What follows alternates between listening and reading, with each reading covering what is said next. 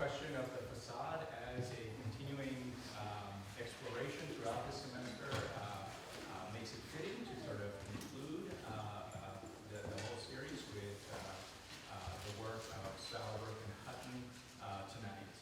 I also wanted to sort of, before I pass the introduction off to Brian Carter, I wanted to remind you of the significance of the Bethune lecture. It is named in recognition of Louise Blanchard Bethune, a Buffalo native and architect, who was the first female member of the American Institute of Architects and the first woman to be made a fellow of the AIA. Bethune designed some of the more notable buildings in Buffalo and in Western New York, some of which you probably know. It includes the Hamburg High School, Lockport High School, and most significantly, the Hotel Lafayette. So the Bethune lecture recognizes a contemporary woman architect that is influencing the discourse and practice of architecture. I'm very pleased to have Louisa Hutton be our Bethune this year.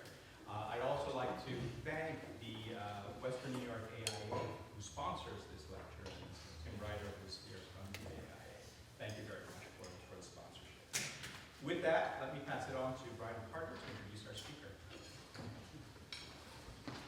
So I'd just like to echo all of those comments are very nice. Just welcome you to the Bethune lecture and the keynote lecture for the Façade Symposium. I'd like to introduce our guest speaker who arrived in Buffalo yesterday from Berlin and who's been raced around the whole of Western New York, it seems very day. On behalf of the faculty team, which is led by Professor Jin Young Song, I'd just like to say thank you very much to the school and to the department for really encouraging the symposium. And I'd also like to thank Boston Valley Terracotta and Rigidized Metals, who've been really sponsors and very good supporters for the symposium, and also the AIA Western New York chapter in terms of tonight's lecture. Louisa Hutton's an architect and the founding partner of Sauerbruch Hutton. Here it is, it's difficult to spell, but it's up here. And many of you in the juniors should know this project intimately because this was a case study.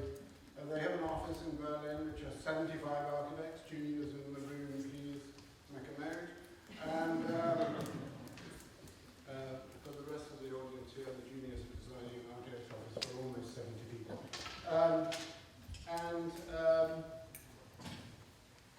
In a way, I'd just like to say that we're delighted Louisa's here. Joyce has asked me on the way in about being rather surprised that she arrived from Berlin yesterday and said, is she going anywhere else? I said, yes, she's going to Berlin tomorrow.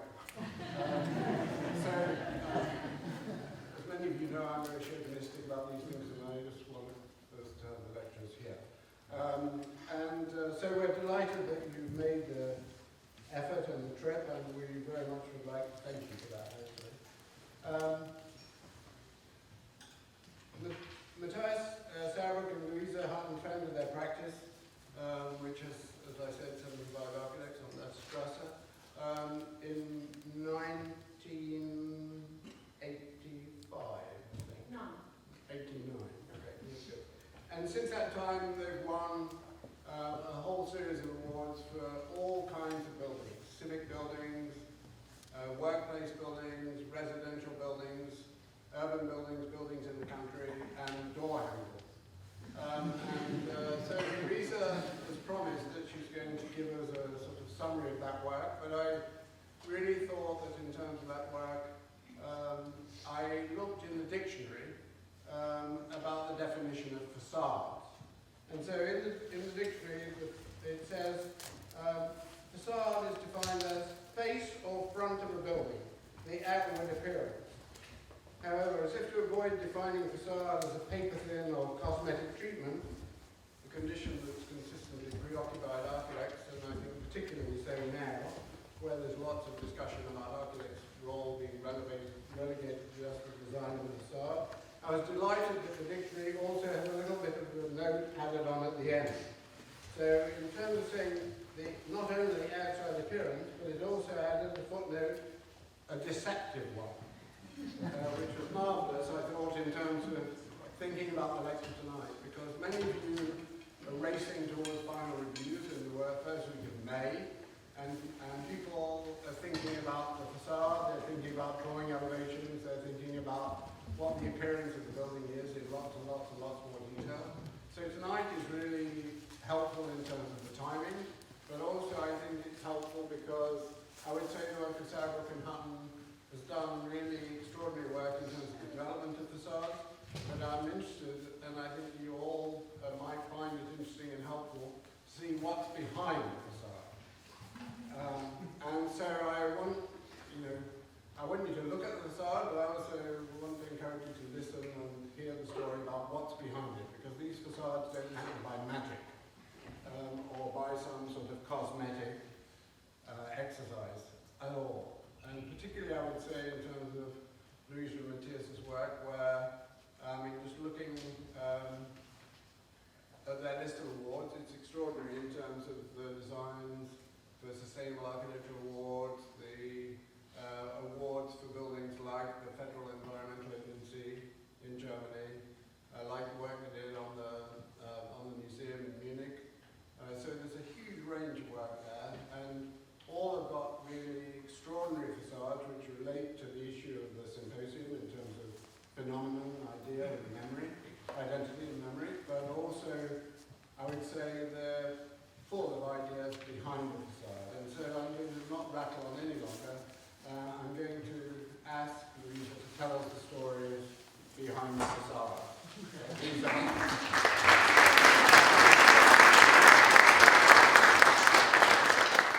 Well, thank you very much for the introduction. I have to say it's a pleasure to be here. I've been to Buffalo before to lecture here at the invitation of Brian Carter.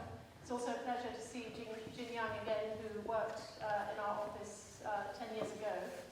I'm sorry to say I'm not showing the project he worked on, which turned out really beautifully. But anyway, it's always a pleasure to return to cities where one knows one has a kind of sympathy with the people here, with the schools here, with the way that architecture is being taught, in particular the emphasis on materials and construction of this school that I think has much been fostered by Brian Carter and others, people who've gathered around him over the years.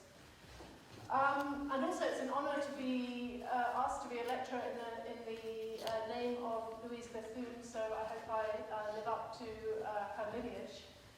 And while I have this slide on the wall that is obviously a reminder that the office is certainly not just the two names here, it's many people. We have a third partner, Lucas Young, we have 4 associates, and a whole office full of people. In fact, we're about 75, 80 in total, but not all of those are architects, of course, because we have a few people doing IT and finance and secretaries and all of that. But anyway, we're probably about 50 architects or something. And we like having good interns, so do apply. And just to talk about this, now I have to work out how to do this. What do I do? The first... That? No, definitely not. Yeah, got it.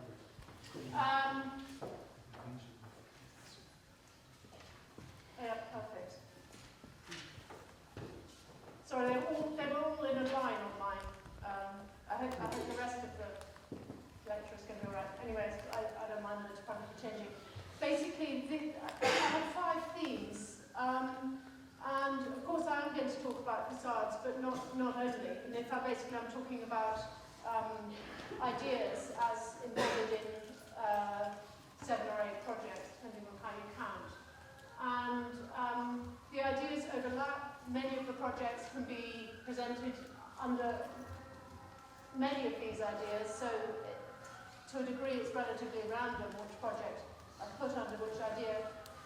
And as those, if any of you know our work a little bit, you may be surprised that the theme of sustainability is not explicitly here. It is, of course, implicitly in the idea of reduction.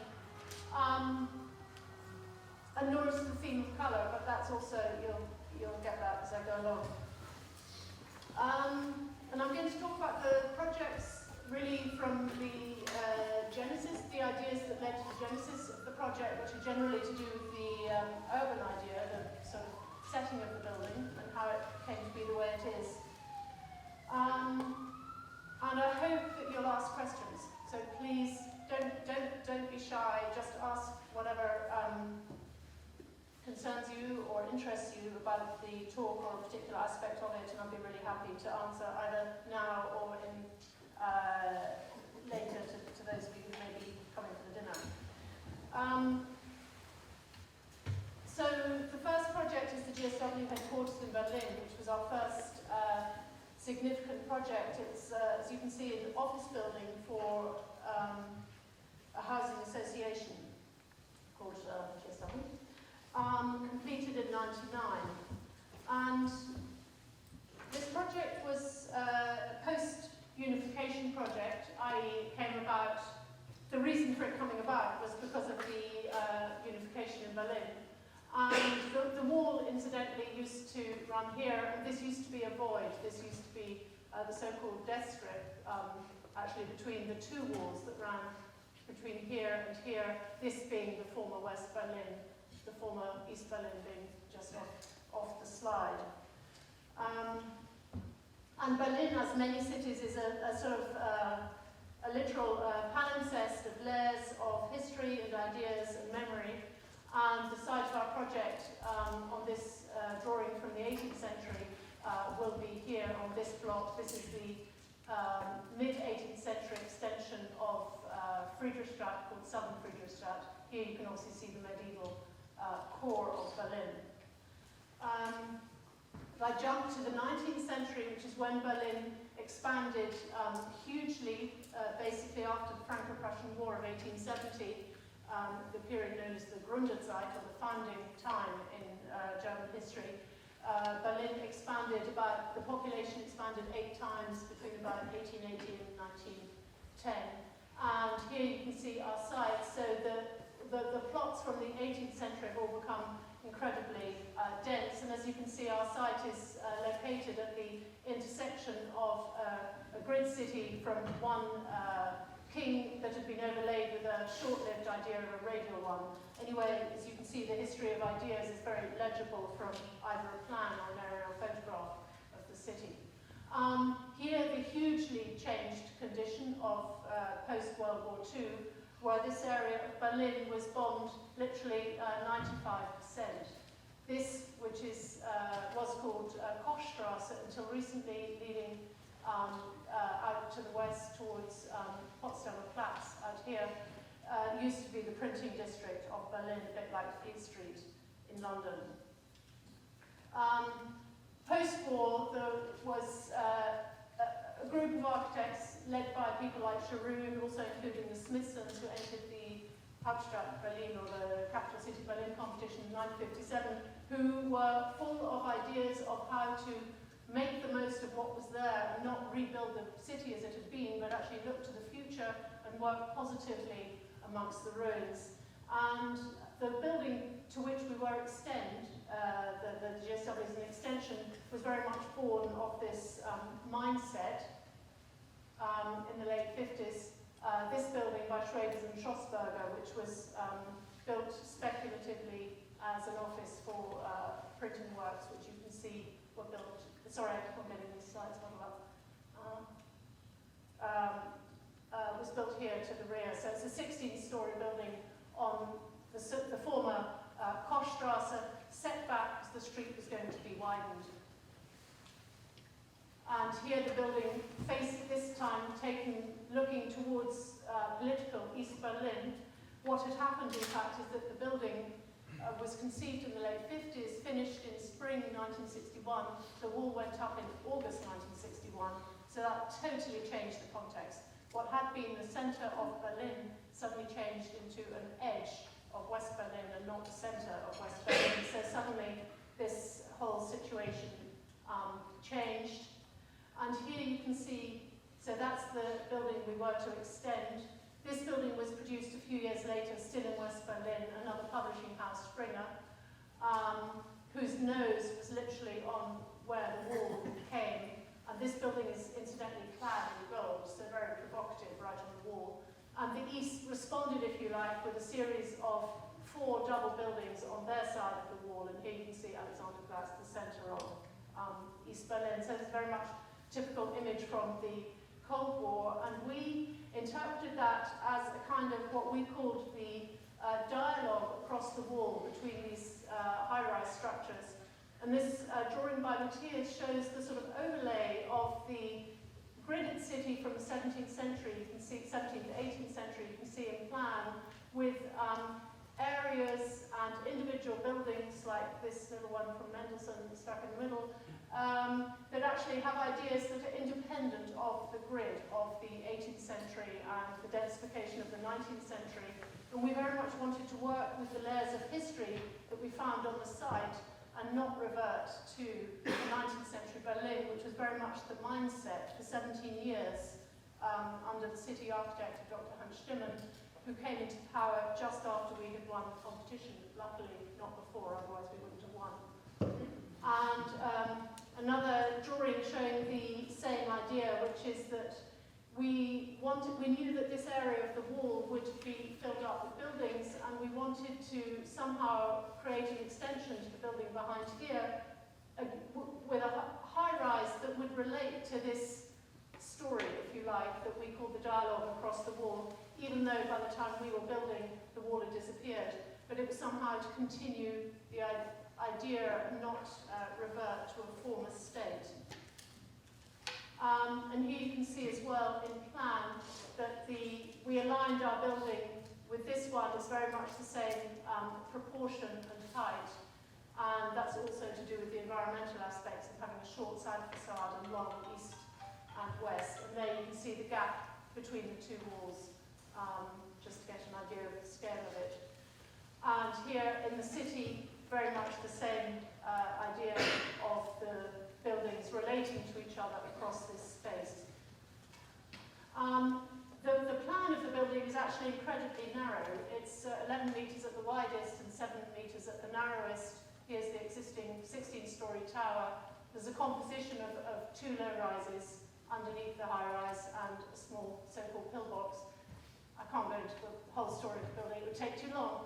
What you can see here, though, is a double facade on the west side, and you can see that the east facade means that this is the south, means that this building shades the east facade for a lot of the day, so the east facade is generally cooler and the west facade is generally warmer, which at the time already of the competition, because the client wanted a naturally ventilated building because they thought they were going to get a low rise anyway, we decided to take that as a challenge, and we took it on with Arup, and from whom this slide stems, and we really wanted to produce a naturally ventilated tower, which is quite a tall order. It's normally if you open your window on a high-rise, your papers will blow away. So together we developed the idea of the double facade, which is one of the main aspects of sustainability of the project, but not the only one. I don't have time to go into all of them, but the basic principle is that cooler air comes in through louvers, so the speed is slowed down, through a hopper window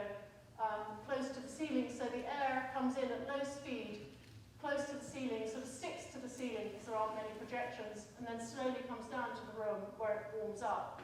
The used air, which is obviously warmer, goes out through a small gap, smaller than that actually, you only need to open the window about that much, because there's a pressure differential between the east and the west facade. Here the air is warmer and it's continuously rising up. There are some openings at the bottom and openings at the top. And that gives you your natural ventilation. Of course, it gets more complex if you start to put walls down the middle, etc., which we can do, and it was solvable in quite a nice way, but again, that's another detail that I don't have time to do. I'm doing the wrong button.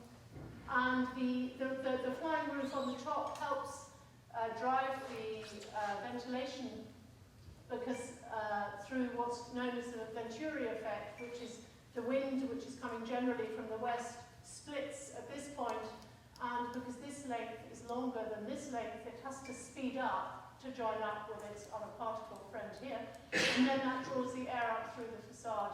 So on days that are windy but not particularly warm, then you can use the wind to help drive the facade.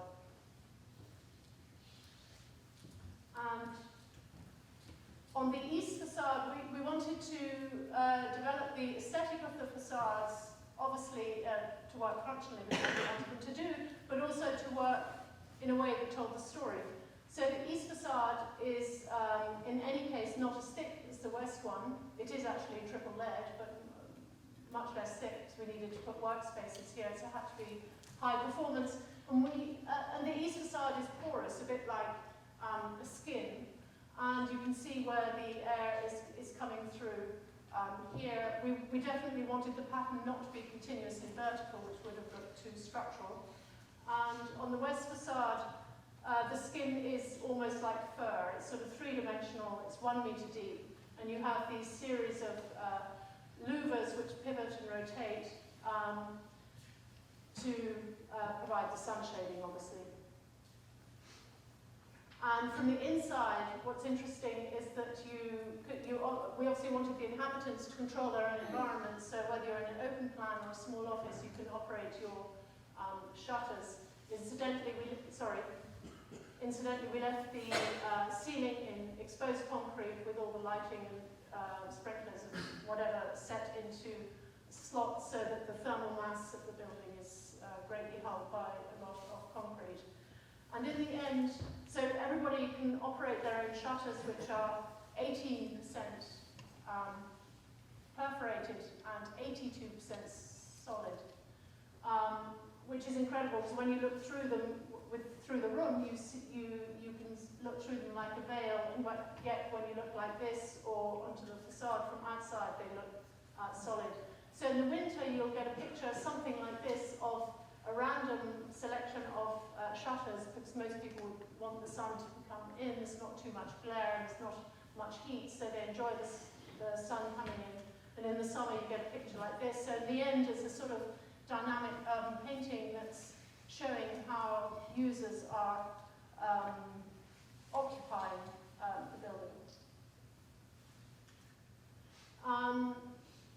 This project was mentioned by Brian, which is the Federal Environmental Agency in Dessau, which was a project a few years later, again an office building, this time for a government agency. And Dessau is a city in the former east of Germany, and it had been chosen deliberately as a site for this very large office building for 800 workers, because they wanted obviously to regenerate the economy, to provide jobs there and help boost the inner city a bit as a capitalist can. And for those of you who know Dessau, you can recognise that here is the Bauhaus, down here, the main train station. So for us, it was quite a challenge to build in the same city as the Bauhaus, which remains obviously a very important building for us and for many people. The site is actually part of an ex-industrial area, again a very deliberate choice of the government, because it's a brownfield site, it has contaminated land. And as you can see, the site follows a sort of diagonal swathe through the block. It's rather a strange cut. This is a former railway station, which I'll come on to, a very small one, not the main one. These are a few industrial buildings, most of which had been knocked down by the time we came, except for one here. And in fact, the whole site had, you can notice here the railway lines that led from this little railway. And the whole site had been part of a former gasworks, because the Junkers appliance factory had been on the site. Here you see the railway lines and a bit of the platform roof, and a line of trees following the tracks, and some sort of industrial railway architecture on the left, the back of it. And we were very much inspired by the idea of this railway, and in fact I have to tell you that it was built in the 19th century, and it led from that station out to a park called Wörlitz, which was the first English landscape garden in Germany, English inverted commas. And in fact, this whole area was part of the, is it called the Gartenreich Dessau-Wörlitz. It was to do with the agricultural land, as well as the actual park around the Schloss. And this is a more detailed drawing of the landscape garden itself, with typical features like temples and grottos and alleys and things like that, and a stretch of water. obviously. And the ideas were very much taken from Humphrey Repton. This is from his Red Book, which he was one of the landscape gardeners, and in fact he was the first person to call himself a landscape gardener in England, and he would show his clients the as-found situation here and what he intended to do. And basically the main principle is he would take the as-found and work with it in a positive way, sort of, if you like, enlarging and copying and exaggerating the genius loci, or the nature of the place. And it's sort of the opposite, if you like, of, say, a French sort of axial system at Versailles, or very much where an order, sort of monarchical order, is imposed on the landscape. Here one is working with the given situation, and that's why we use the analogy of the city as landscape, which I titled these two projects. So it's very much working with the as-found, as Sharoon in that drawing of the capital city Berlin project in 1957 was working with the ruins and trying to find a new interpretation. So although the train tracks as we found them was not quite like this, there had been a park that had developed by default at the end of our site here. So the train tracks ran here. A park had developed around the tracks, of course, because it wasn't built, and birds left seeds and the trees grew. And there's the potential for a park in front of the station. So we did the obvious and pulled a park through the site, although that wasn't in the brief. And in fact, after we'd won the competition, they had to change all the laws and the plans, etc., because the government didn't want the public going through the site, and we thought it was really important to have the public coming through the site, as well as to make the whole organisation more transparent and involve the public in the ideas of the environment, but also to reconnect parts of the city, because it is rather a large site. So for those two reasons we wanted to do it. But it meant, of course, that we left ourselves much less area of the building than other competitors had. And our building became this form, or had this form, which I'll come into in a minute. What I want to point out here is that we sort of, sorry, I'm bad with this object.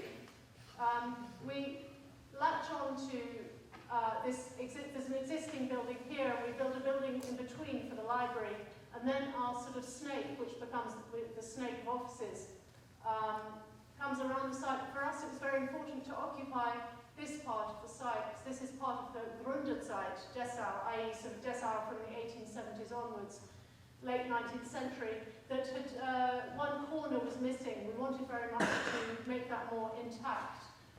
This part of the site we couldn't build on, it wasn't part of the competition, but we knew it would be developed in the future, and we actually quite liked the fact that the building would disappear later behind new buildings. So the form of the building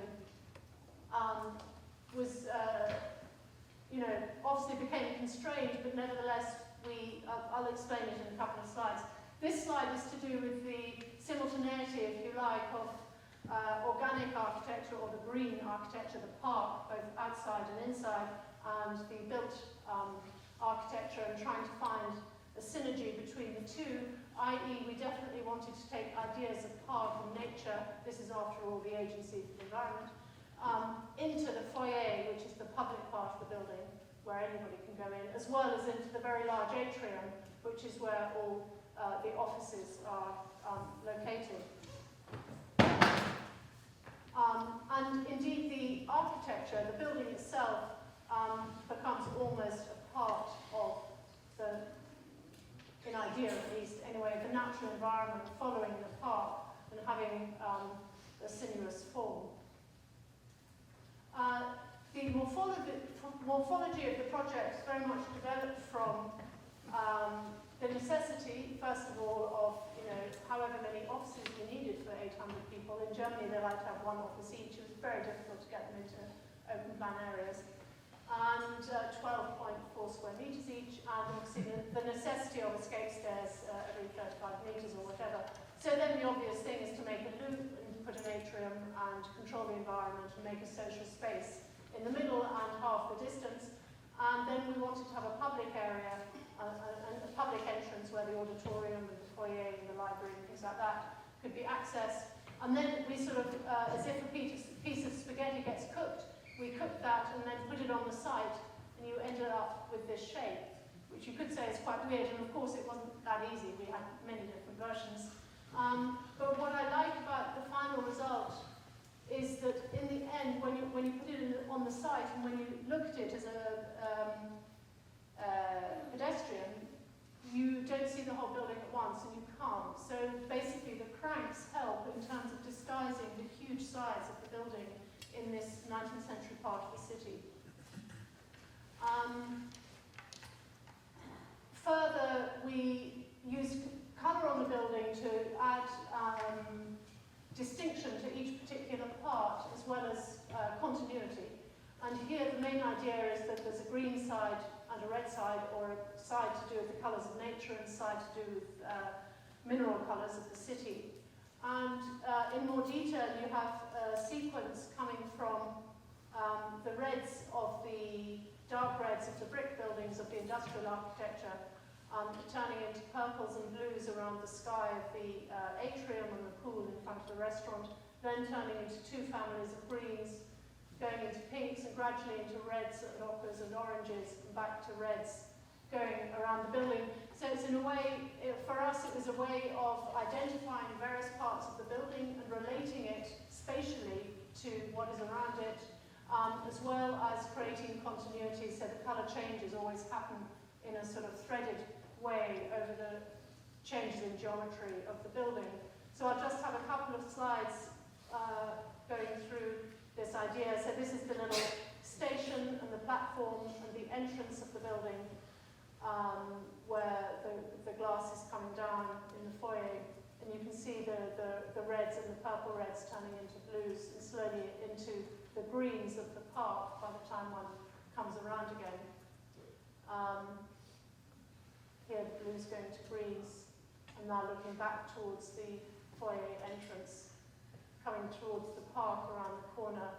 Here, where the park that had grown by the default is off to the left, and here the greens are turning to, the greens are turning to pinks around here. More detailed shot, and then to yellows and oranges, and we're slowly back to reds. This is the connecting building, which is a library that links up, where we use this building as a magazine to store the books. And round again to the other side of the library near the entrance. In terms of the organisation of the plan, one thing I just wanted to mention is the use of bridges, and we so this is the ground floor plan with the auditorium right accessible from the foyer and the library from the foyer. And here there's the security control that the public can look through and enjoy looking through this space. And it's very much the idea of a tree. So a lot of people can come in to the foyer, and then through security you come and you reach your offices via a set of bridges, through very much using the atrium as a social space. And here you can see a view of that, where you can look through to the atrium from the foyer. And here was a model we did earlier to develop the idea of the bridges and the bridge heads here, where we tried to put larger spaces at the beginning of each department. And a view of the atrium space. This, at the moment, I'm looking at a space that's getting wider, so that's why the perspective looks strange, but enjoyably strange, I think. And the interior is, in this case, a series of greens. And I'll just mention one aspect of the sustainable nature of this building, which is, I think I better speed up, which is the earth heat exchanger. So, in fact, because the ground was contaminated because of the former gasworks, about 3 meters of earth had to be removed anyway. So it made sense to put down a whole series of pipes in the ground, in fact about 5 kilometers, and they're used to temper the temperature. Whether in the summer when you have warm air coming in, which gradually will get cooled because the air at -3 meters is a much more stable, lower temperature, and bring it into the building and use the atrium for your exhaust air, or using it for night cooling in the summer, using the couth of the concrete to or the mass of the concrete to store the coof that then gets radiated out during the day, or in the winter vice versa, where cold air comes in and it's warmed up a bit, and then you use a heat pump to extract the heat. It was an important part of the project, and when you look at the facade, you can see in the thickness of the facade the louvers where the air is coming in for night ventilation. The windows are triple glazed and you can open them for normal natural ventilation. And of course we wanted to use timber on the facade, being a building for the environment, and that was quite a fight with the client. We were talking about fighting, not really a fight, but a long discussion, and we had to prove scientifically.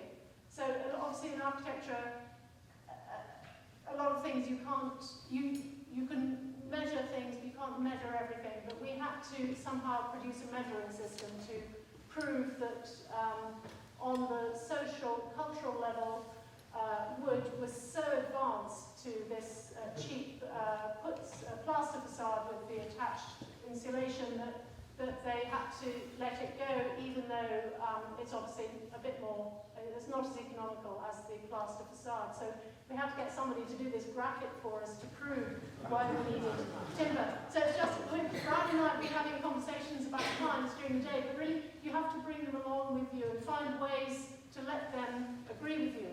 And sometimes they think in a very sort of structured way, very scientific way, and you have to offer them arguments and not only be emotional all the time. And this is a view of the building where you do see almost all of it from one side, but actually it's a view that you never get because it's down by the railway bridge. And what I wanted to show you is here's the building, it's brand new with its sort of yellowish facade, and it's so much nicer now with its sort of greyish facade on the weathered side. And this photo was probably taken about 3 years ago. Last year, which was 9 years after the building was inaugurated, we produced a little brochure, a second brochure, which is documenting all the sustainable aspects of the building which are being tracked. So if anyone's completely interested in this aspect of it, they can get this book, which is also in English and German. And it's measuring how the building's doing. And basically, one of the main aspects, which I'm sure you talk about in class with sustainability, is actually the behaviour of people and behavioural change. And you have to bring the occupants along with you to explain how to use the building and to leave the window open at night in the summer. I mean, all fairly obvious things, but it takes time. I'm going to speed up now. The luxury of reduction. The first project I want to talk about is in Sheffield, which was a university building we made some years ago, finished in about 2008. And the site is here, which is next door to a dual carriageway with trams, so very noisy on the west, and a roundabout, also very noisy. This is the arts part of the university, and this is the scientific part of the University of Sheffield. And the brief was for a visitor centre, which is actually quite a small space. It's about a third the size of this room, which was one of the main reasons for the building, plus 3 departments, basically offices, I mean the professors' offices, no actual designated teaching spaces, and some social spaces on the ground floor, but it was always called the visitor centre, or the Jessup West actually after the hospital, but the main idea was bringing people together in the centre of the university. As you can see from this plan, in terms of reading a city plan, you can see that there are many different ideas about the city here. Sheffield was bombed heavily during the war because of the steel industry, and as you can see, there are sort of 19th century villas, or this is 19th century part of the Arts University, and then very disparate, completely nonsensical planning, I think, for some housing here or whatever, a 19th century hospital and Edwardian extension. It's very disparate, and we found that on this site what we needed to do was repair the site. And in addition, there'd been a slightly idiotic building built, unfortunately, by the university, this one called the Bio Inc., which is the Bio Inc. based building, and it had been built to bring in rent, but it wasn't rentable. But somehow, for us, it didn't make sense. Why was it placed there? Why was it that shape? Why was it that form? And we needed to somehow do what we called a retrospective integration of that building on the site to make it, to give it sense. and there it is in all its beauty. That's the Edwardian extension to Victorian Hospital, and this is the busy road in the foreground. So what we decided we needed to do, and this is again after many different trials of various forms and massing, is to create a building that closed off the western edge to provide a sort of court area from which you could enter this building and this building, and provide a quiet entrance area along this street, which is the student spine of the university, actually. And there's a crossing here to this new library building, and so we also wanted to create a small entrance situation here, so you can enter the building at these 2 points, and there's also a passageway under here, so that somehow the visitor centre in the centre here of the plan becomes, in a way, the centre of gravity of the site, and obviously the 3 wings are for the 3 departments. There you have it in 3D, and you can see that the wings step up and start on a height that relates to the Victorian Hospital and getting taller up the hill towards the roundabout to make a gate with the information commons, the library building across the way, and somehow including this building in its composition, the bio-incubator building. And there you have it in the model form, showing the wide entrance area, and as the photograph shows, and then linking even the chromatic treatment of the building works to link with the pre-patinated copper of the information commons. So we changed, this building was constructed as we were designing, so we swapped them over to have the bluey turquoise near this one, again to do the gate idea. And here you can see a view from the roundabout where it doesn't look so bad in the end. When you sort of include it in your composition, the bio-incubator, you see the heights work. We try and bring it round onto this hard edge to the roundabout, and there's that indentation where the students somehow cross this road, which they do, and you can enter the building down here. The cranking seems to work quite well.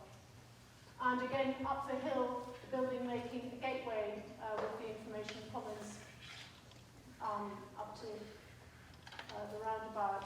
And on the plan, you can see, well, the passage through to the courtyard, the main entry port, the foyer, the wind fan, what's that called in English? You know, the lobby to cut the wind out here, and second entrance here. Here is the pedestrian crossing, and that's the visitor centre itself in the centre of the plan, which is here, a very quite small space. The conduits I'll talk about in a minute. This is the hub, i.e. the circulation through the centre of the building, and the diagrammatic plan here, in terms of, you can see the hub space, which is the sort of circulation core space through the building and the 3 wings. This space, the meeting room didn't exist in the brief, and we were convinced that the client needed a meeting room on every floor for the students, for the teachers. And so we squeezed the professors' rooms from 9.7 to 9.45 square meters in order to just collect enough centimeters to put here, and here you get a fantastic view to the south. So it's really sort of playing with centimeters, because the brief was so fixed, the money was so tight, but we really felt it was a gain for the client. And then this slide is really about the idea of reduction in particular, which is, in this building I call it leanness, because again the budget was so slim that we had to work intelligently both with the idea of structure, of construction, of materiality. And in terms of structure, we have as few columns as possible. We use flat slabs, expose the concrete, use the concrete for its thermal mass. In terms of materiality, we wanted to use timber as much as we could in the building. We use it, you saw, around the balustrades and around this hub space. We also wanted to line the facades with timber, and I'm surprised we got it through on the budget, but it was a very early idea and we pressed for it. And also in terms of the idea of leanness is the sort of conception for the servicing of the building. Sorry, I should have said in terms of structure, also the cores are obviously structural, and they're in the sort of knuckle of each leg. The servicing of the building runs around the perimeter only, and on the ceiling for the conduits. So all the electricity for the desks and everything is coming from the facade. So we realized, or we thought, that if we packed everything into the facade sort of package, or the facade concept, including the lining, that there was more chance of it staying like that and not being messed up by other decisions, by, you know, coming sideways at you as they do all the time. And it was a strategy that worked. And in terms of materiality, sorry, in terms of the spatial idea is that groups of offices could be plonked down in the plan almost anywhere. We wanted to leave as much open areas as possible around the knuckles so you get the views out. As you're walking down through here, you get a view through the end, or from here to here, etc. So we wanted to encourage open space. But it was really a way of dealing with the very thin budget. And the exposed conduits then look like this. So it's a sort of very deliberate treatment of a few pieces. And also using large on the doors, even the door handle I brought with me to the first meeting, even before there was a budget, just to say we want this one. It's a really nice German one, Wagenfeld, stainless steel. So if you bring the ideas early enough and work on them and work on them and work on them, you know, the client identifies with them and then really wants it, which is great. We use white only on these side walls, catching the side light, and all the other time we use the colour of the department on the longitudinal walls.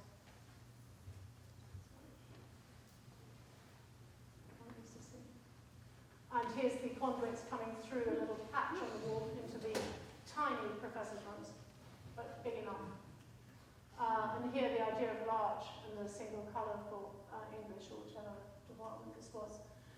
The facades that you would have seen on the little model, but we're very keen to wrap the building, well, in stainless steel related to the history of Sheffield, and using colour coding for each department, the family of blue, turquoise, or reds, or greens. And then we have one additional problem, which is this noisy street on the west. And in addition, we were thinking about the building and the dressing of the building in a semper sense as, well, the city dress, we called it. This was for an exhibition at one Biennale. And basically how the building presents itself to the public, to the city, is in a way as a person presents himself, as an identity, a character, and almost the decorum of the building. So we wanted the continuity of the stainless steel bands around the building, and we developed the idea of ribbons running vertically. And then we have this problem with the west facade, as I said. So the west facade, in fact, has perforations in the stainless steel, bringing air in, bringing air in at low level into a void, which then comes through a chamber hidden behind a single sheet of glass that you can rotate for cleaning and open it, and then it can go into them. Normally you just open the window, the air comes out and goes sideways effectively into a chimney behind the ribbons, which you can see here on this construction shot. And then here, so these fields are the fields of perforations on the west. The other facades don't have them. But we like the idea of the continuity, plus the fact you can see how the facade is working, which is an idea that we carry in nearly all our buildings. A very quick explanation of this project, which is reduction par excellence, because the client, Munich Re, the reinsurance company, held a competition for the reuse of this building on this ring of Munich. And as you can see, it has a very deep plan of 18 meters. It was finished in '84, which is not so long ago, but it's very out of date. The deep floor plans were built for the huge computers. Plus, the facade was very out of date in terms of performance, not to mention the charming aesthetic. So we conceived a scheme to, what really disturbed us as well was the projection of the staircases. And the client also wanted one additional floor. So we conceived a scheme of sort of shrink wrapping the building, if you like, with a new facade, obviously high performance. And at the same time, and there you can see the shrink wrap on top of those projecting staircases, at the same time we wanted to make big holes into the thick building to bring light down, basically creating atria, so we could use those deep spaces and bring light down to meeting rooms and things like that. And the facade was developed in a unitized system of single windows that were then put onto the facade in little steps to make the scallops on plan, and then we also stepped it on sections so that when you're walking around the building, you can see these little slithers of colour and you can understand what's happening. So it's very much a building of reduction, and in fact, keeping the structure, we've tried to do this on other buildings and it hasn't worked, so it doesn't always pay. But in this case, there are three quite interesting metrics. Basically, it saved a year of construction, which is considerable. It saved about 6 million euros. I'm not quite sure what percentage that is of the final budget, but again, not nothing. But the most important one, I think, is that it saved the equivalent of 34 years of heating costs of this building. And of course, that's not real money that you can put in your pocket, but because the cost of energy isn't always calculated into these equations, but I think it will do. I think there will be energy taxes, and I think it will become a significant measure.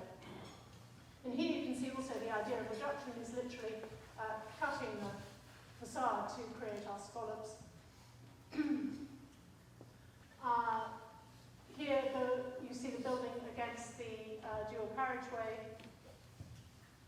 and near the entrance. And in fact, at the end, we developed 4 colour schemes, 4 families that relating to the corners that scallop out. As you walk around the building and you look up and underneath, you'll see the colour change. But we've just commissioned a film which shows that, but obviously I can't show it on slides. And here's the plan showing the idea of cutting, which is the yellow-red is addition, and on section, the atria coming in. And what was interesting in terms of the negative construction is that exposing the concrete that was there shows the 2 different types of concrete. There was the in situ poured concrete of the slabs and the precast concrete of the columns that we water jetted, and they have the most beautiful texture. Also the staircases are wonderful. So it's really nice. It's sort of like an archaeology, bringing back the beautiful concrete of the building. And in terms of the public space, I want to show 2 museums. The first one is the Brandhorst Museum, completed in 2008. It's been mentioned by Brian in Munich. And the second is a museum in Mestre that is under construction now.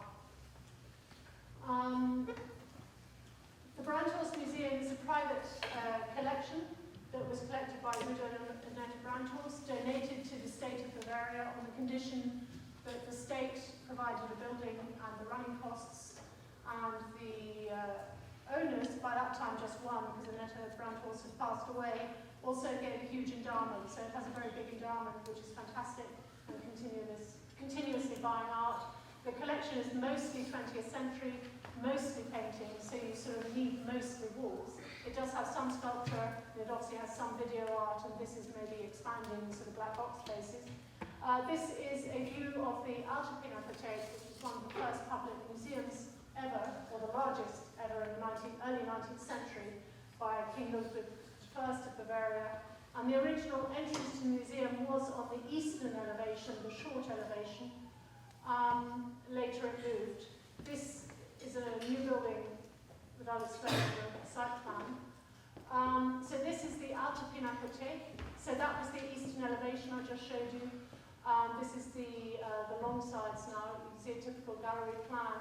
At roughly the same time, in sort of the 1820s, this Turkish barracks was built for the same king, with a gate and symmetrically on the entrance. This barracks survived the war, and as you can see, the corners are sort of built up as little miniature towers. There's the corner that was to become our site. But the housing opposite had been bombed in the war. The architect Sepp Ruf is one of the best German architects of that time, I think. Built very beautiful and elegant housing, and he set it back. So the bit, the same mindset of Sharoon, of trying to make a virtue out of the sadness of having a bomb site, is actually make the most and don't build the new house right on the street where it's noisy, where you get less sun, but set it back for those reasons. So there you can see a house that survived. After this painting was made in the 70s, actually, the building was eventually knocked down, the barracks building, except for the gate. And there's the separate building, beautiful. And so our site, so there's the gate that stayed, that incidentally later was changed to a project that we did with Walter de Maria for one of his fantastic spheres. But that became our site. There's a line of trees lining where the barracks had been, which stayed. And it's a very narrow site. At this point, it's only 18 metres wide, which for a museum is obviously incredibly narrow. And there's that set roof building set back. This is the Pinacoteca Moderna that was finished about 15 years ago, it has a diagonal entrance situation and a big drum here. And these are university buildings that at some point may be pulled down. I don't think they need to be, but they may be for a new museum. So this is the sort of museum district. We decided to place the entrance at the corner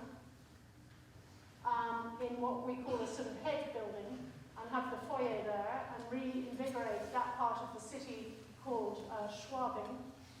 And in fact use the idea of the diagonal entrance, if you like, to enter here and not enter here. In a way, the building has no back, so it's slightly tricky how you deal with servicing and deliveries, but nevertheless, we felt that entering should definitely be where we wanted to inject more life into the city. And indeed, the best ice cream shop in Munich is here now, so it's worked. And what else you can see on this model, which was at the time of the competition, is that the idea of three bodies that interlock. So it is obviously one volume, but in terms of perception, we wanted it to be read as three volumes, the head, the lower building, and the upper one. And there you have the building as built, with the entrance to the foyer here. You may notice this, which is a piece of glass hanging at 45 degrees, which brings in light from the zenith into the ground floor studios, galleries. And in fact, it's a very simple section with three levels, the lower level, ground level and upper level. At the upper level it's very easy with daylight. We wanted a day museum, and so did the client. And you spend most of your energy reducing it from 10,000 lux in the zenith to whatever you're needing exactly, sometimes 50, but sometimes more for the gallery space. When you have galleries on the ground floor, we wanted to bring top light in, but also to make it even. So we have a parabolic ceiling here and then a set of louvers, and the light is incredibly even around the plan, around the room. And on the lower gallery, we pulled the gallery out a bit like a drawer, and in some places we can get the light straight down in. Another view of that. The glass has little prismatic, little prisms inside that deflect the light, or refract it rather. This is one of the corners on the ground floor towards the university buildings where the foyer is, and here looking out again, so it can open out in the summer. And looking back towards the Sauerbruch building where the entrance is. And the foyer really is the most public space of the building, of course, because you can go into the foyer, have a cafe, have a coffee, buy a book, or just hang out, have a conversation without going into the museum. If you go into the museum, you cross this, threshold, and from then on the floor changes from stone to timber, very deliberate. The whole museum is in timber floor because it's a domestic collection and it came from a house with a timber floor. And it's a very easy orientation. There's one big staircase, and from here you decide whether to go down, whether to go up, or whether to stay and circulate on the ground floor. As you can see here, the three levels of the museum. The lower, the ground, and the upper one with the head building. And on the ground floor, there's a sequence of rooms of medium size of about, the smallest is 7 by 7 meters, 5 meters tall. There's the sculpture room at the end, basically a sort of collection of rooms. And something like this with the light coming in softly through the louvers, and the idea of doors, but not all in a line, so you walk through the doors, see a painting. And on the lower floor, the large staircase coming down into the sort of studio type space where the light is coming through louvers, and it's more like the sort of places where artists produce their work. on the upper floor, the staircase comes up into a large hall, and then the large room where the Lepanto cycle is held, or another huge room. This is all dedicated to Twombly on this floor. I can't have time to go into the details there, but there's a story behind this. Again, just one note, one of the sustainable aspects of the building is that the pipes, the method for the tempering the temperature is done through water, which is a very good conductor of heat, better than air. And if you use air, you have to put too much air through the building, which disturbs it's too much air movement, too much dirt in the air, it's disturbing the art. So it's much better to have it on the walls and use the thermal mass of the building, and it's a very slow reaction, so if all the systems were to break, the building would still be in good condition for the artworks for at least a week. And at the same time, we can use the ground temperature, which is too high, because the neighbouring building chucks out its heat, and the ground temperature is at 28 degrees, which, as you can imagine, is far too high, even in centigrade. So we're sort of correcting the ground situation. At the time of the competition, we thought we were going to do these 3 volumes, differentiate their tonal value through working with glass set off from another skin. And then the city came to us with another requirement. And the idea of using colour, when you could say we always use colour, but the idea was that in the 20th century is when colour and form very much became independent entities in art. And we wanted to have the building as the carrier of the message, if you like, of the content, very much in the sense of many 19th century museums. Here the Neue Pinakothek, which was later destroyed, but from Gartner from 1856, I think, where there's a sort of classical frieze at the top of the building showing the cultural contents, or illustrating the cultural contents.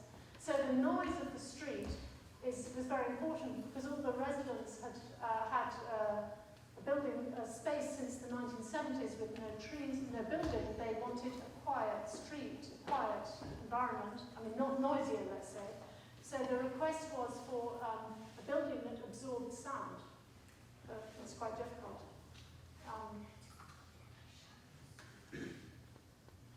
So in the end, and again, there's a whole other lecture with all the trials we did in Berlin, but in the end we developed the facade with sticks.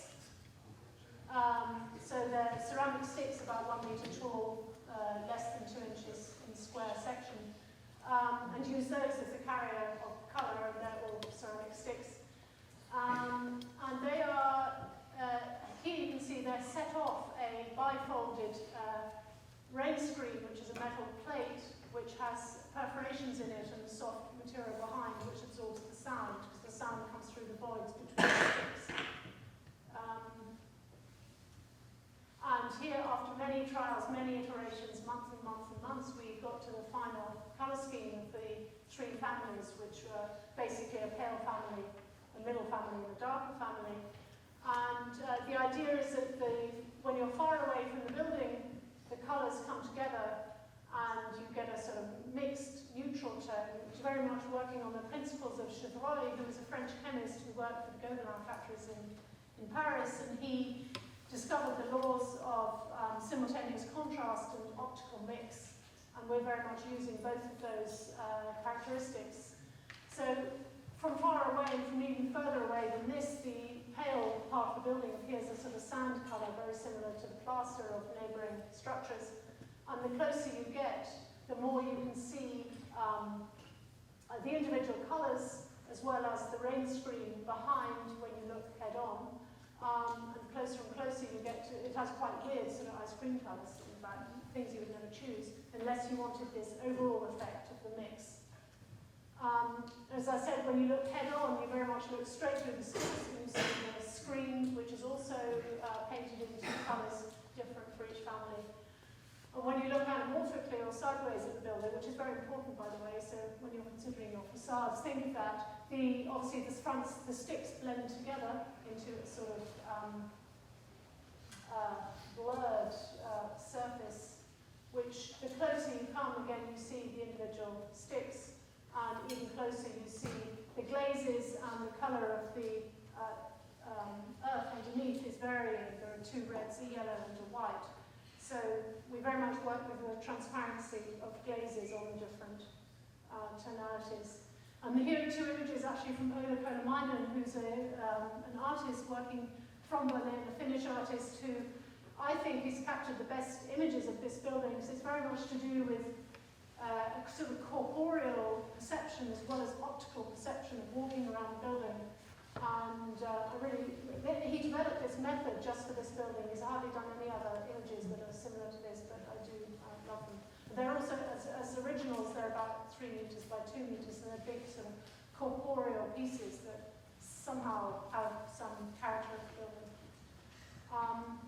The M9 building in Mestre is called M9, so it's the Museo del Novecento, or the 20th century, and it's under construction. And as you know, most people live in Mestre, and most tourists go to Venice, so there's a sort of imbalance between the two. A lot of people who live in Mestre work in Venice for the tourists, but nevertheless they go to Mestre, which is 250,000 inhabitants as opposed to 40,000 in Venice. And the competition was for a site right in the centre of Mestre. You can see here the main Piazza Ferretta and the Duomo, the cathedral. And this is our site, which includes a 16th century old convent and a 1960s office building. And this part of the site was empty for us for the new museum. And also we have been working on the street of the beautiful area of the main street, reinvigorating that. And Mestre has buildings of many dates, but basically a lot of the buildings are new from the 1960s, so keeping things like the old convent is very important, and including it within the scheme of things, which you can see here. It's very run down, it's almost like a farm building. The 1960s office building, the client bought afterwards so that the rents can help pay for the museum, which we're renovating. And next door to the site, there's the Corte de Brenze, which are small courtyards that have developed very much economically in the last 5 to 10 years. And the idea of our scheme is really to create small-scale permeability through the site and to learn from places like this in Mestre. So if this is the site, our scheme is this, whereby this is a very light roof you'll see on other renderings. So the idea is to create a diagonal route through the site instead of putting one building that would block it, to create a route through. This is a shop and a service building for the museum. This is obviously the main museum building. A route through with a piazza, and then through into the courtyard, which has many different functions, both sort of eatery and all the Italian love of food, and start-up shops and co-working, and all of the sort of young internet stuff. And then out into the main square. So really, the idea of social sustainability in terms of the use of the city and the many different programs coming together. And here you can see it in model form. So here again, the idea of the permeability is the driving idea of the project, and the idea of the light roof over the courtyard. A little 3D drawing of the ground floor activities. And here, just a sequence of views I'll go through terribly quickly. So again, we're keen on these small little passages with views through of the museum, or catching a glimpse of the museum along Via Breccia, and coming around up to the entrance area between the two buildings, the little piazza where the restaurant is, the entrance to the cloister, the entrance to the museum itself, where we have a sort of system of stairs coming onto the facade with a diagonal slot coming up to the main.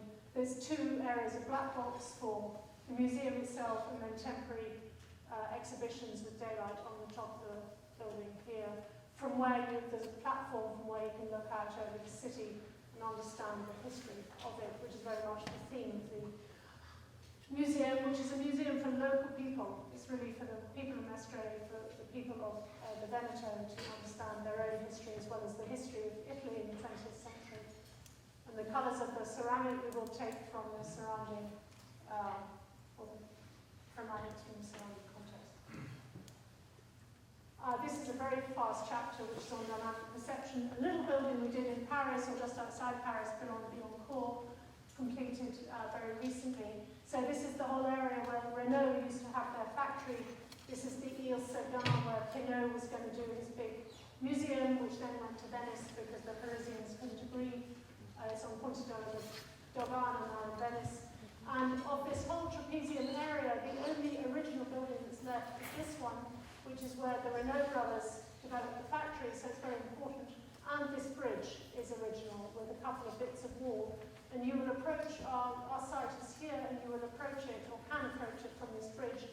So for us, what was most important is the relationship of our site to this building and to the axial route, which you can see is axial, and then it's changed to the left up Rue Emile-Zola, because of the presence of the Brothers Renault building. And basically what we wanted to do was a very slight curve on the building to indent it, to give a sort of gesture of recognition to this building. But the French didn't allow it because they have terribly tight urban rules and the envelope and the gabarit and everything, and they said, no, you have to do a straight building there, you can't bring it in. So we decided to do it optically. This is the story. So you approach axially, and you see a curve on the building because the colours change from dark red to pink in the middle, and that's the Renault building on the right. And then you're taken off the path because of the garden of the Renault building, and you're taken diagonally. And here we have a system of brise-soleil that start from 80 centimetres on this strong southwest corner and go down to 0 in various greyish blues. And you overlay the two, and that becomes the facade, which is very much to do with the dynamic perception of a moving observer walking around the building.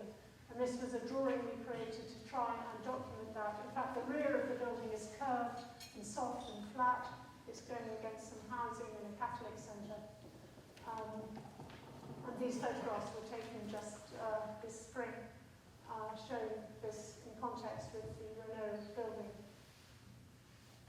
And here what I like is it really shows this sort of veining as the brise-soleil get thinner and you get the reds coming out.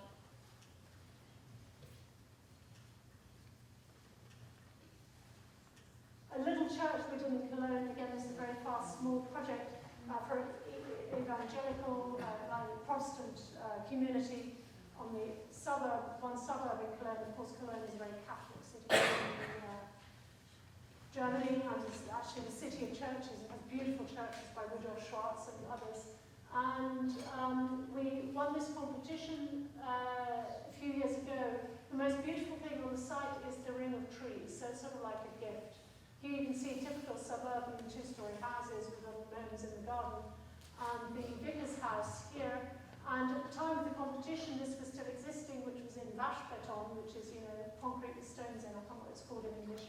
I mean, basically, concrete from the 1960s in not very good condition. It was built as a sort of community centre come church. And they could afford to build a new church because two communities got together and they sold one site of one church and then got together, because this building was certainly not usable for people with wheelchairs. It wasn't big enough, and it was in bad environmental conditions, so they did knock it down, and they also took this building down. And so our building was meant to come in the top part of the site here, which it did. And basically, we wanted to use the ring of trees. Well, in fact, having said that, most other people on the competition put their building where the trees are. So we thought, no, we'll keep the trees, that's the best thing. So we kept the trees, which are raised up about a metre, which I think actually they're raised up on a sort of war rubble little hill. And we decided that the entrance to the church needs to sort of turn in amongst the trees, so it almost becomes one of the trees itself, one of the figures. And we put a campanile to mark the church on a junction. And then there's a tiny chapel. There was a planned columbarium down below, 1 metre lower here, and then there's a route through to the old cemetery. So it's very much a little urban composition of pieces, like pieces on a table or something. And here's the plan. Again, it's very simple. So you have the main body of the church, or the nave, is in principle, rectangular space, but because we needed to inflect the entrance to catch you, really, as you came up, here with a small wind fan lobby here, and then a small foyer with pivoting doors that open in fact, when you're in the church and you look back towards this window, you see the geometry of this crank, if you like, which is quite nice. Here's the altar, the band room, an extension of the church here. This is a multi-purpose room. Of course, for the evangelical community, as opposed to the Catholic one, they use the church in a very inclusive way, which I actually really like.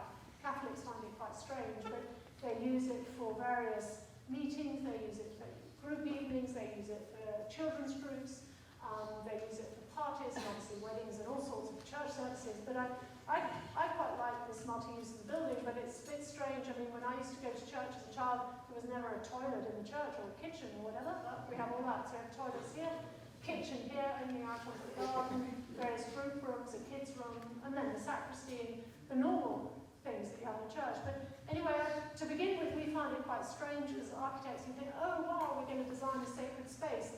And then the client says, yes, but you've got to have all these other things. So, but in the end, we found it worked, and it was a very nice client to work with. There's the tiny little chapel, and this was meant to be a columbarium, but they're not going to realise it, certainly at the moment. They don't have the money for it, unfortunately.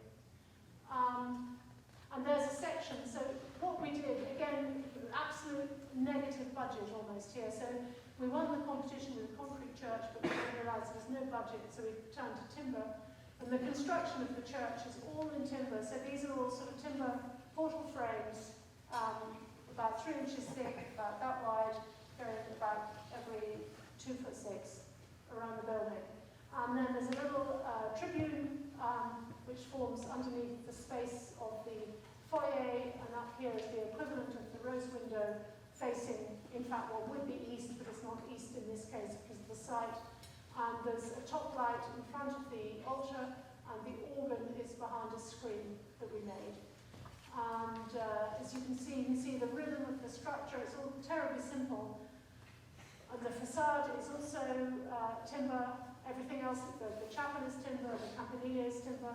And here in the cross-section, if you can read it, you can see the tribune and the east window.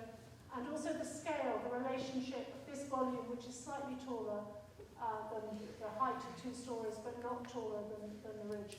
But it certainly works, we feel, in this suburban setting. And the two lower wings of things like the kitchen or the sacristy are lower. And you can see the way it fits in with the trees. So here's a view from the side street, normal suburban street with the campanile with a slight inflection. I don't know if you can see, maybe on a later photo you can see the timber on the church. And from the main street with a ramped access. And we did the timber sort of like this and this and this on the side, so very simple trick, but just when you get a change of light on it, which I like. And here, looking through the foyer towards the altar, which is just off the screen to the right, and the screen, which is perforated. The drawing showing the idea of the 2 directions, so one direction of the nave obviously towards the altar, and one towards the east window. And here towards the altar, so here you see the timber, so there's no cladding, the structure is the building. And the sheets between here are also structural and stiffen the building, and there's a white concrete floor, and that's it. So it's very, very simple. Of course, we designed chairs for them in timber, they couldn't afford them, so they just put their chairs. But it's fine, it's sort of very, very simple. And these pieces obviously come from the other church, the one that they sold. So these are the 3 altar pieces. We actually did design the cross and the candles in steel. They're very beautiful, but you can't, they're not on these photos. The little pieces of equipment that are used. And it's a very simple set of lights that just hang down. They're designed by us. They're just little simple bulbs on the end of wires at one sort of datum. And the screen, of course, we designed. And then looking back the other way, up the tribune to the east window. So when the sun is out, you get the shadows of the leaves on the window, which is a bit like the tracery in the cathedrals or churches of east windows. So again, a very simple idea. And here she just showed a bit of the materiality and the steps of the tribune. And then this is the route back down to the cemetery. I like this view because you see the crank of the sort of inflection of the church towards the trees. And that's the little chapel and so on. And lastly, a door handle. So I was just telling Brian and Jin Young about the projects I was going to show and whether they are projects or, you know, what's most interesting for the students. And then I said, well, and in fact, I've already edited out a couple of projects, and I said I also edited out the door handle. But I mean, I do think door handles are important, though, as important as city planning. I mean, it's from one scale to the next. And Brian said, please put it in, so here we go. So we were approached by FSB, who's a door handle producer, to do a door handle, and we found it an interesting thing to do, because we're quite critical of many that's not moving. Oops. I don't know why, this got stuck. Do we have anybody technical here? There's another 5 slides. Oh, there we go. We're quite critical of, I won't mention any names, and I don't like being critical of other architects or designers, but what we're critical here of is the idea that these, for me, that's nothing inviting to put your hand on, because it's too sort of angular. And this is, you know, a bit over-designed, and that's very over-designed. So we sort of wanted to create something that was elegant, and that was simple, that looked nice, and that looked inviting to hold and to touch, basically. At the same time, there are 2 quite tricky functional requirements for door handles. One is, I don't know what it's called in English, actually. In German, this is called gekropft. And I don't even know what Kropfen means, or Kropfen, but it's gekropft means that it's sort of bent to the side, because on a steel frame door, you have a narrow frame on the door, and there's a danger, of course, that you'll catch your thumb, or it'll get squashed between the frame and the door as you open or as you close the door or open it. And so that's why manufacturers take a normal design and then sort of hash it up here to enable your thumb to, I mean, it's crazy. So to move your hand away, or your thumb away from that pressure point. But of course that's a ridiculous solution. And the second problem is fire escape doors and pockets. And, you know, I'm sure it's the same in America, but you need to do a return on the handle so if you're escaping, that your pocket doesn't get caught and you don't produce panic and fall over. You know. So that's obvious as well. So what we wanted to do was to design a door handle that dealt with both of these requirements, but didn't apologise for them, but actually produced an elegant door handle. So here is the idea of your thumb actually sliding down towards a place on the handle where you could work with the geometry of the door frame, well, this frame and the frame of the door itself, and still come within the tolerance to make it possible that you don't have a sort of big jump on the handle. And this one also shows the return. So we were trying to find a form that worked with all of this. It's quite different. I should have brought the handle with me, of course. So this is the standard one where it projects more. This is the standard one where it projects more and has a return. And this is the gekropft version, where it's going close in and doesn't have a return, and then there's one of these that has one of those.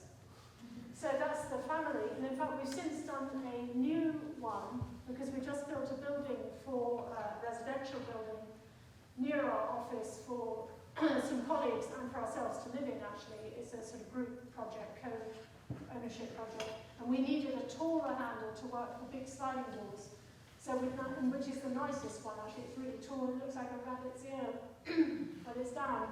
And we wanted a doorknob as well, but we need a building to pay for that. So, but anyway, you have to come and use the handles. They're for sale now. And in fact, the Munich Re project, the project with the sort of scalloped skin, that has all of these handles.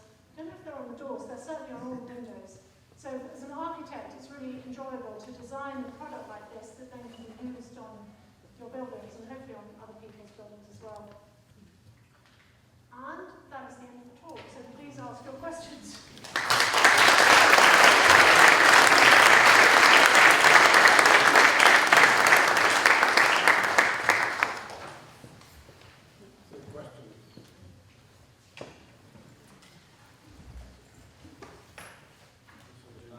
thank you for the beautiful project. I'm really proud that I worked for you in my career, so that it's.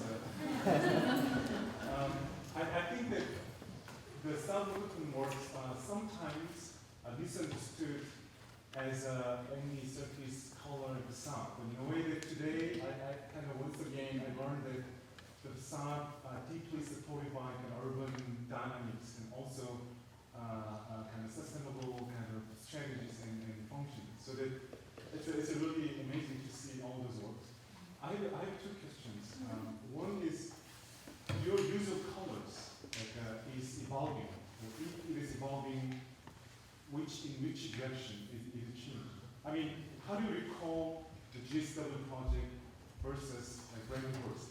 I feel like somehow use of web family in the little larger panels into certain direction of dynamic perception. So that do you think that it is kind of being more, in a way, mature way of evolution, or is it just case by case? Sorry, would you say, do you think it's being more something to do with the evolution more? Yeah, is it evolution into more mature direction, do you think? Or is it only the difference between project or difference between the... I think there are different ways of looking at it. Of course, we're getting grayer, hopefully more mature. But I think the obvious answer is that on GSW and other office buildings, you sort of have a floor to ceiling height. And we didn't want to change the colour on the individual unit. I guess that's coming from a sort of modernist sort of honesty or whatever. I mean, one could on one screen change the colour somehow. It'd be more expensive probably. So, but on the Branchhorse Museum, because it's not an office building that has a lot of blind walls, we have the freedom to invent another scale for the carrier of colour. And in fact, I was explaining to Brian, I think today, that in a villa we've done in Munich after that project, we got the scale down to 2-inch squares next door to each other that are bricks with projections, and they move on the facade, jump on the facade, and those just have the front face of the brick of these 55mm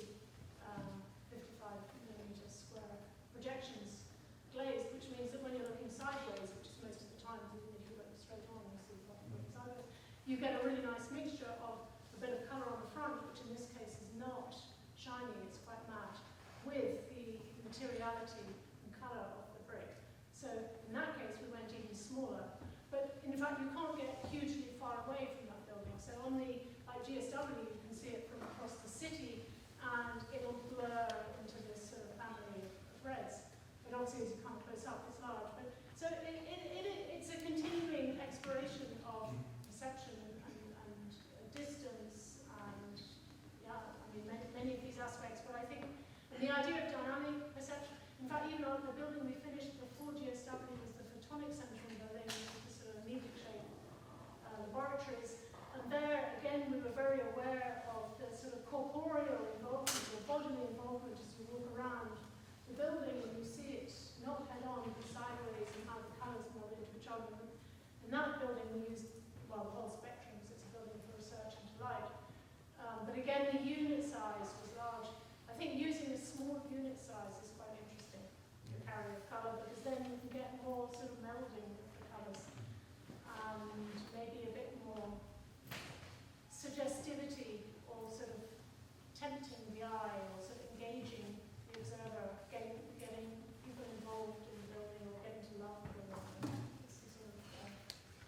So, okay, and my second question is actually kind of regarding the issue. Like Anton Bucon said in his book that the contemporary practice of facade and ornament desperately looking for the collective will of our time. So as a designer, as an architect, when you work on your facade, do you think that your facade somehow represents kind of our collective will of our time, or meaning the flexibility or diversity of people, or different perception, or respecting like all intelligence, different design from the people? Your kind of color perception is somehow, do you think, related to those different dynamics of our time? It's difficult for me to say. I guess that's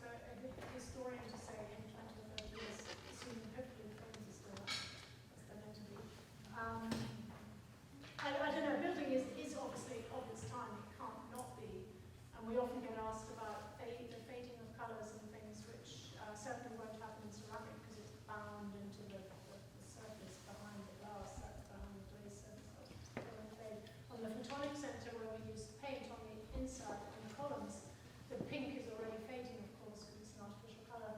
But we even quite like that. I like this natural aging, like the timber, the aging of colour. I'm going away from your question. It's different. I don't know.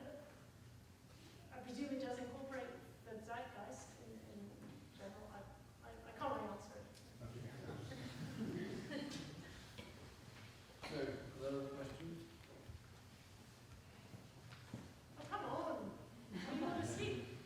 Yeah, thank you for a really wonderful lecture. Excuse me, my question isn't so much about Façade, but about your methodology of working. I was really impressed by the kind of scale at which you work at the beginning and then kind of going down, at the urban scale, then going down to door handles.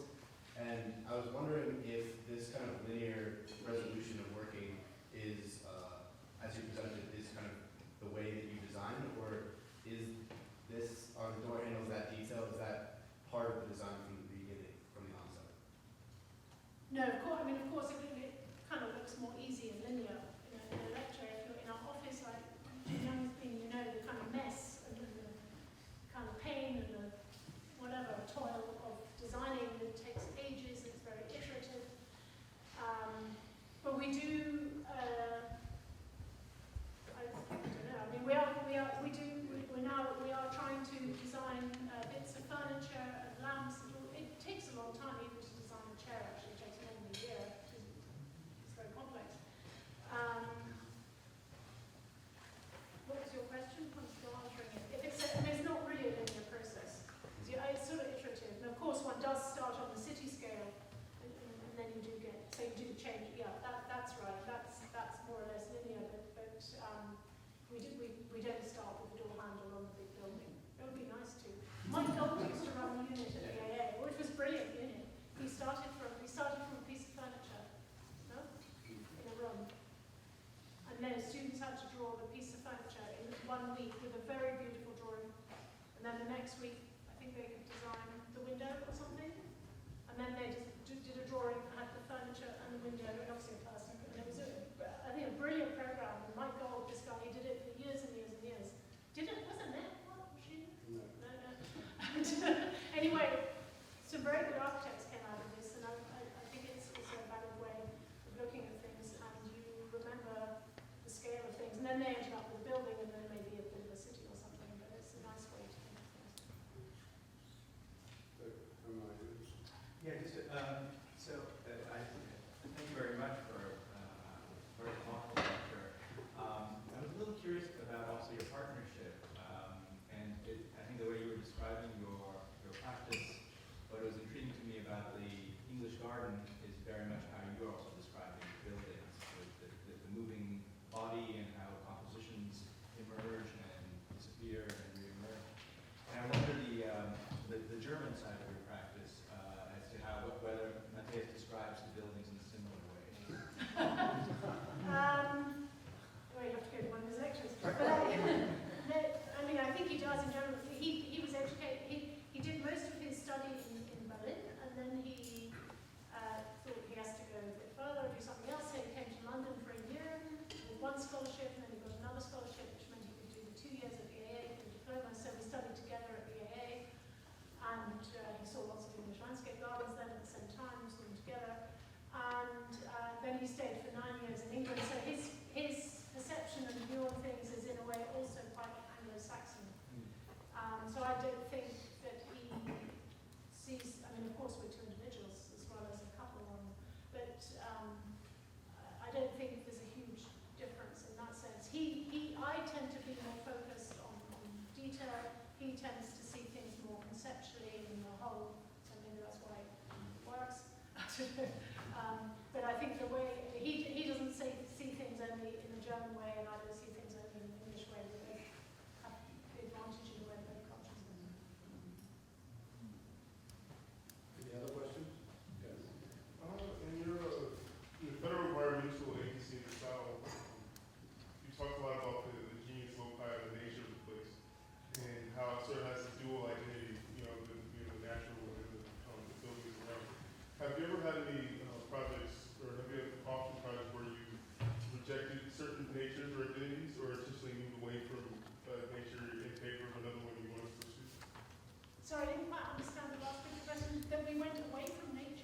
No, away from a certain identity that you want to move from. Has that happened, or have you always absorbed the identities of the environment? Oh, I think I know what you mean. There's one project in Magdeburg that we did a long time ago called the Experimental Factory, where it was a project funded partly by the city and partly by the university to, again, to act as a catalyst to encourage development and experimentation in that area. And the site was very much sort of, well, it's the edge of the city, very much sort of industrial wasteland actually, which are a lot of our sites are like that, or we tend to win competitions for those sort of sites. And we deliberately, and it was meant to be a flagship building, you know, they probably would have written iconic if it weren't been around so long ago, but that building, it's sort of clad in a sort of, it's a strange shaped building because of various reasons in section.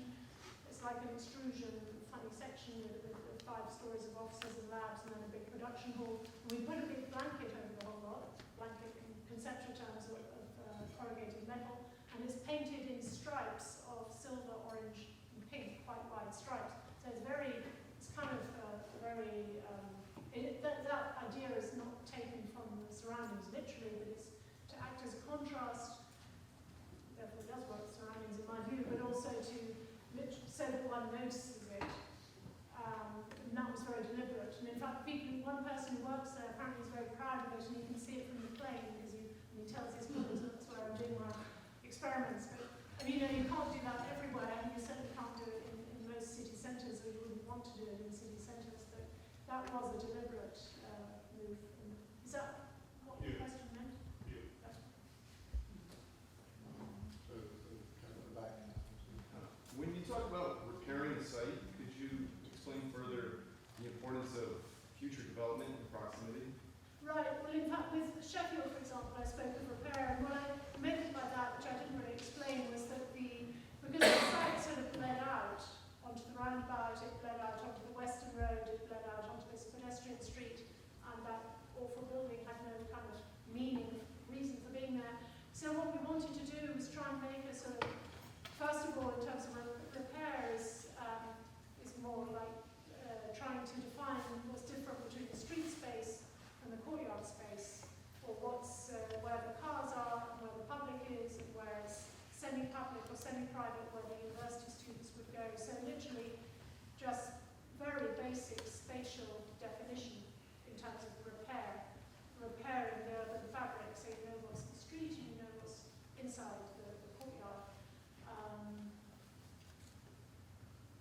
And what was you had the second part of the question? And then how that ties into the importance of future development and proximity. So in the train yard. Sorry? The train yard that had The desk I wrote. this. Yeah, the Dessau project, well, I guess that was more, yeah, in a way, I mean, that's partly to do with the nature, the idea of a catalyst, let's say, building as catalyst in the city, is that through the nature, through the building being there, which isn't necessarily really due to us, it's due to the client wanting to put a large building there, but the fact of wanting to put and putting it there means that it will show a certain sort of optimism to that part of the city and encourage other, maybe private owners and users to have confidence that the city is recovering, that they can go ahead with a little industrial project or a private project or something. So it's really a way of giving confidence, I would say, to the city when they want to do something that may be a catalyst.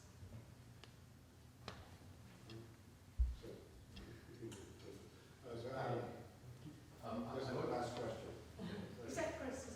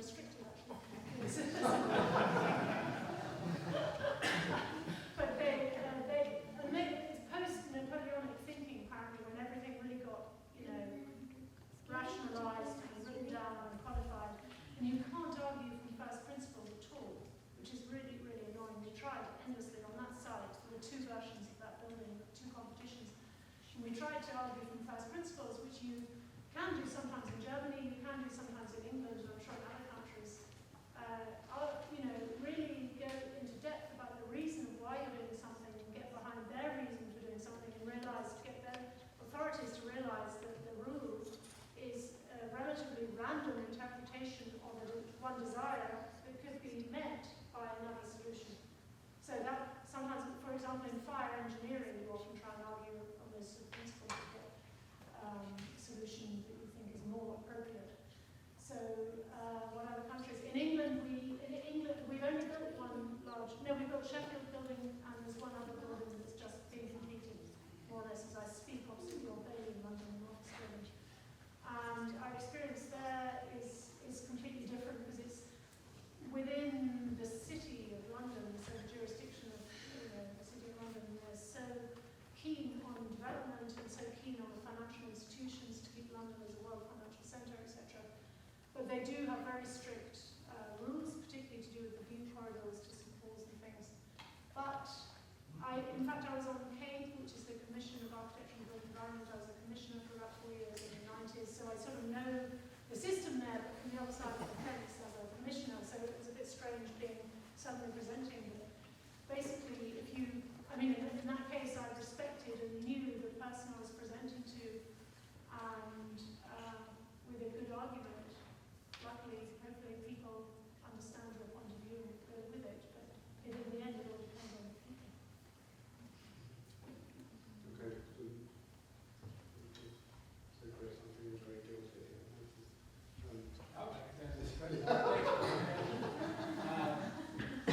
It's similar to the discussion that that's coming out of the questions, but I just found that the quality of the work in some of the smaller projects, and as the budget sort of, as you said, is almost at a negative. Sometimes the quality of the architecture, in my opinion, I think was executed to a higher degree. I just wondered how you strategize about that.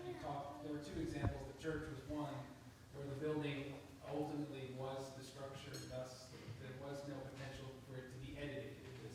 It was the thing. And then the other one, where you loaded the surfaces into the skin, and you use the example of then they couldn't be taken back out. I found both those projects really fascinating because I think the level of both integration but also creativity was really high. And so I was just wondering if you, seems like they're more enjoyable and more fun to work I think it's a good observation. I wouldn't say that the Sheffield project is, like our best project. Right. I think but I like the concept. I like the concept behind it. And I think this sort of creative thinking you're talking about, I think it is forced by these very, very strong conditions, whether it's a budgetary one or something else. And I think if I would criticize our work or other projects of ours is maybe this. It's really nice to have something that's in German. They have this lovely word that we don't have, konsequent, which means that that it has a logic to it, and that you can't, once the logic is set, and you have not only the client but all the consultants and the contractors on the side, then everybody understands it. It's actually, obviously, it helps you realise it, and there's this. But I think the Brandhorst Museum does have a very strong logic to it on many levels. It's not as simple as the Sheffield church. And it's a good observation, but I don't think it necessarily is always of better quality in itself. But I think the clarity of the conception is really worth